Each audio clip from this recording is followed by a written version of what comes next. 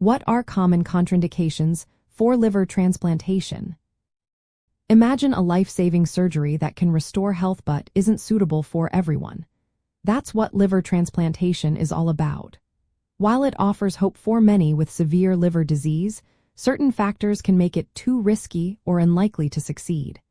These are called contraindications, and they are carefully evaluated by medical teams before considering someone for a transplant. Some contraindications are absolute, meaning they generally disqualify a person from being listed. For example, ongoing alcohol or drug abuse is a major concern. Patients need to show they have maintained sobriety for at least 6 months because continued substance use can damage the new liver and lead to poor outcomes.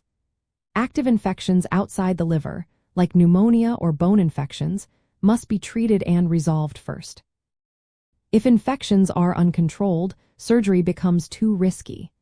The presence of cancer outside the liver that has not been treated or cured is another absolute barrier.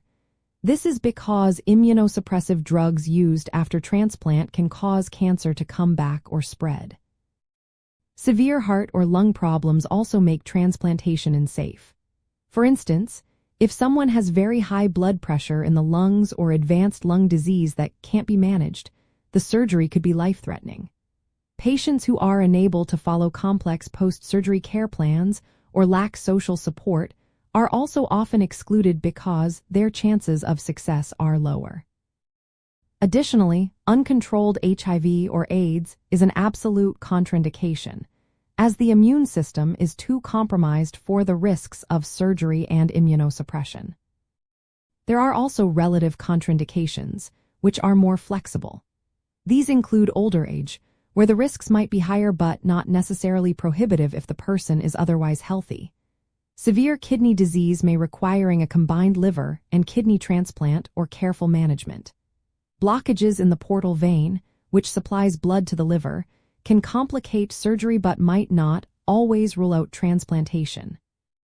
Conditions like hepatopulmonary syndrome or portopulmonary hypertension, which affect the lungs due to liver disease, can sometimes be managed with specialized care.